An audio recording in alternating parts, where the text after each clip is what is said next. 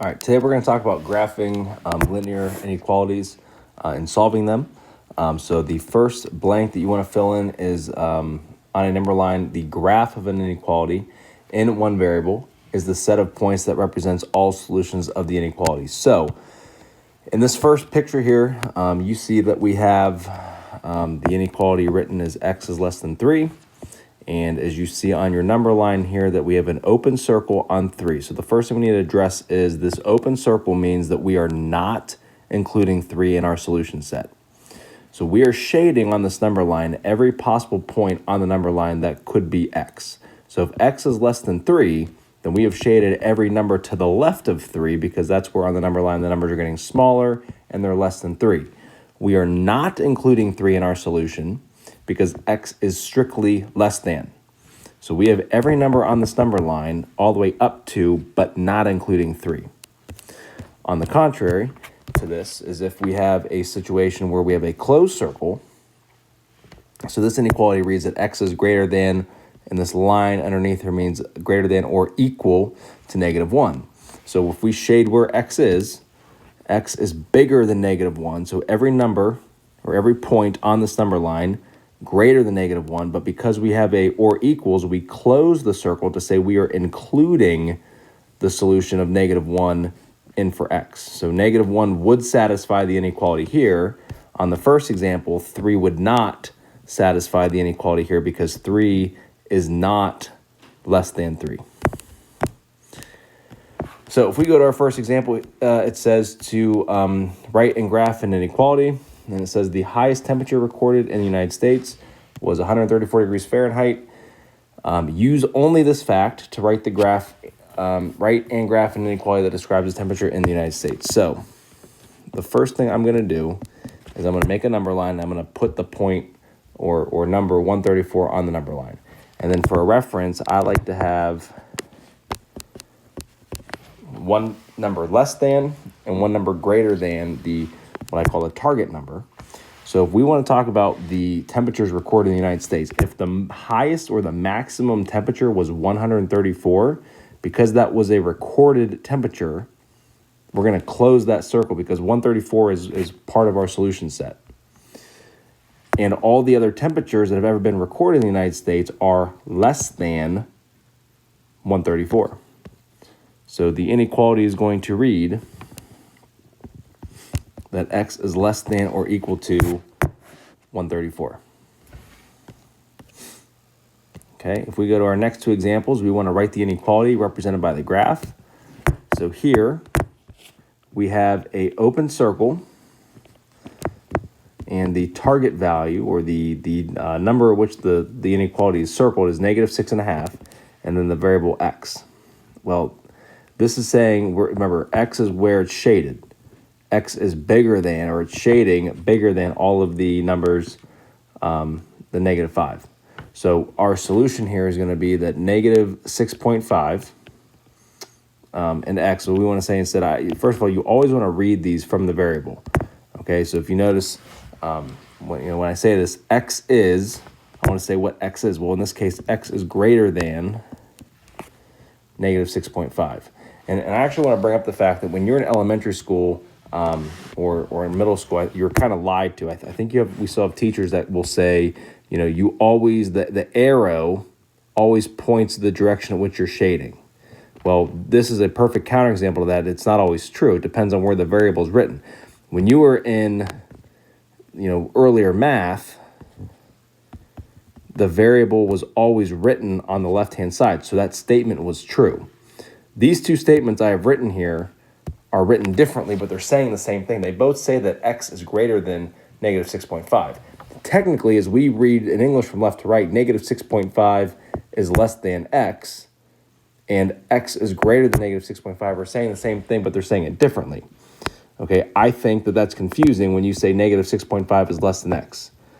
I just think that's hard for students to comprehend. So my advice to you is to always read the inequality from the variable.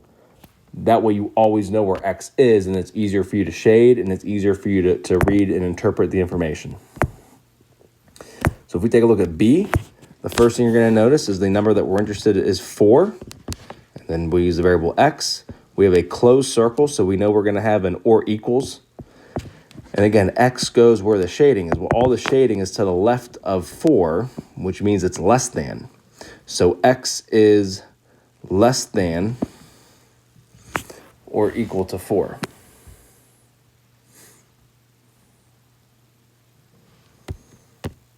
All right. Our next example again, temperature. The lowest recorded temperature was negative 129. Write and graph an inequality that describes this. So if we have negative 129, we want a value that is less than that. And we want a value that is bigger than that. And it was recorded at 129. So we're going to put a closed circle there. But more importantly, that was the lowest temperature recorded. So all of the temperatures prior to that were warmer than negative 129. So we're going to shade where x is bigger. So x is greater than or equal to 129.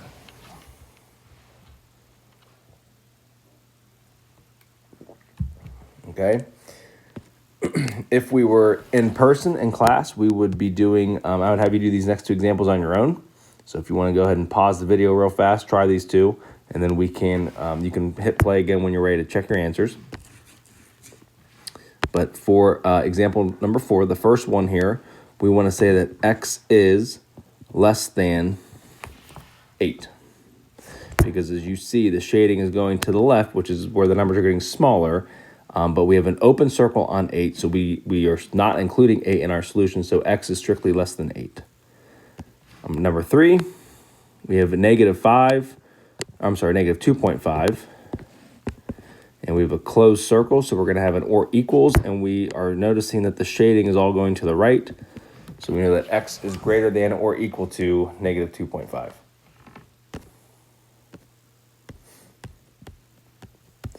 Your next vocabulary word is equal inequalities. Equal inequalities are inequalities that have the same solution. So basically what this is saying is if you start with an inequality, 5 is greater than 3, okay? You know, and what it's getting to here is this addition property of inequality. So if we have 5 is greater than 3, and we add 1 to both sides of the inequality, you still get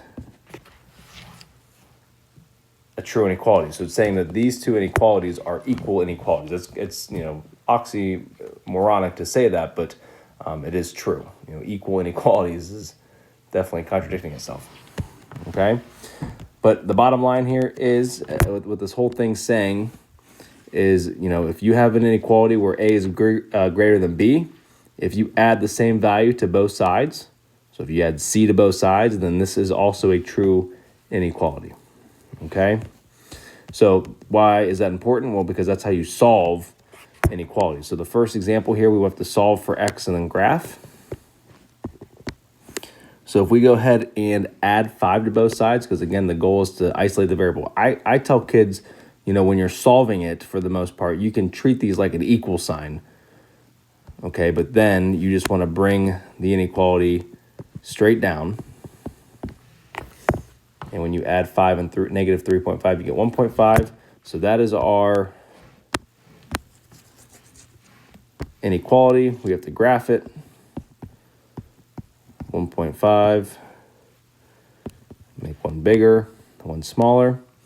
And we're going to have an open circle, and we're going to shade where x is. Well, x is, always read it from the variable, x is greater than 1.5. So we shade where x is bigger than 1.5. All right, in example 6, again, this would be a situation where I would have you do the next 3 on your own. So if you want to pause the video and take a shot, you do that, and then you can hit play when you're ready to check your answers. But for 6a, we're going to add 9 to both sides.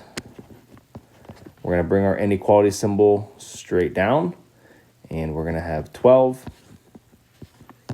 So if we want to make our graph here, all right, put 12 in the middle, and then 11 and 13 on either side.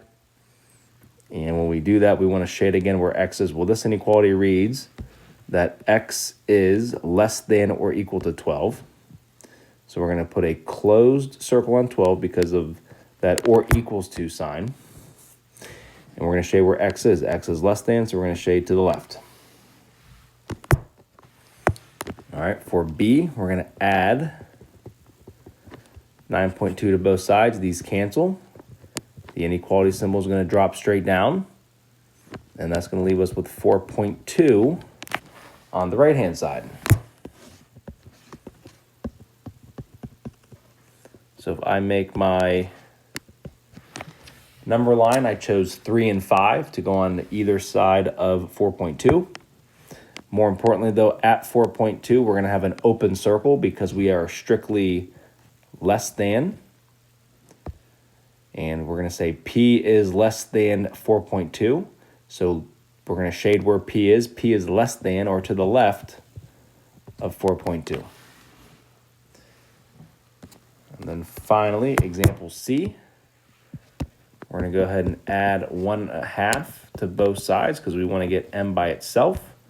We're going to bring our inequality symbol straight down. When we add these, we get -1/2, and we get m on the right. And now we can make our number line. And we'll do 0 and, I don't know, -2. Okay, just one number bigger than -1/2 and one number smaller than -1/2. Now, in this case, when we go to graph it, we have an or equals to. So we are going to go ahead and put a closed circle on -1/2, and we are going to shade where m is. So again, read this from the variable. M is less than or equal to -1/2. Well, less than is to the left. So we shade to the left, and we have a closed circle there on -1/2.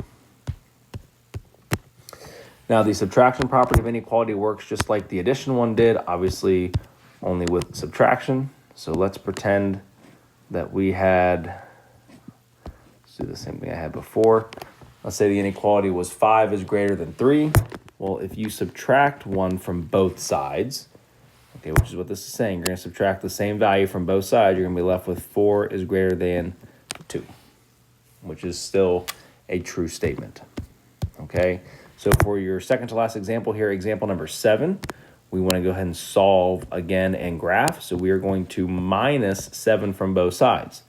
These cancel, x comes down, the inequality symbol does not change, and we're left with 2. 7 subtract from 9 is 2. When you go to make your number line here, we're going to put 2 in the middle, 3 and 1. We have an or equals to situation, so we have a closed circle. And we're going to read this from the variable. X is less than or equal to 2. All right, so we're going to shade where x is. X is less than. So we shade to the left. Okay.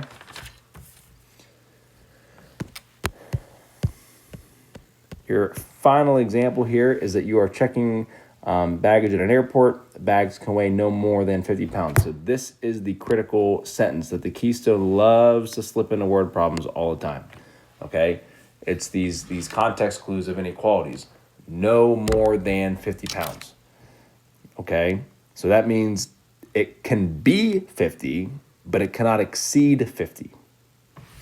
So if we go to just write in general, so let's keep going here, but this, like I said, is critical to the question.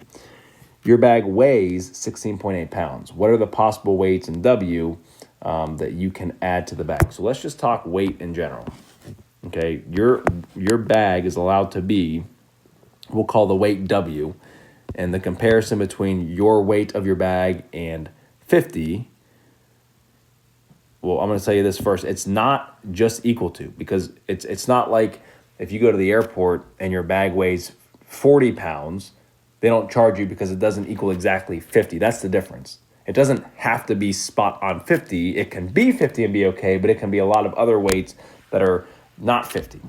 And that's where this inequality comes in. So our weight can be 50. So the equals part is, in there, but your baggage has to be less than or equal to 50.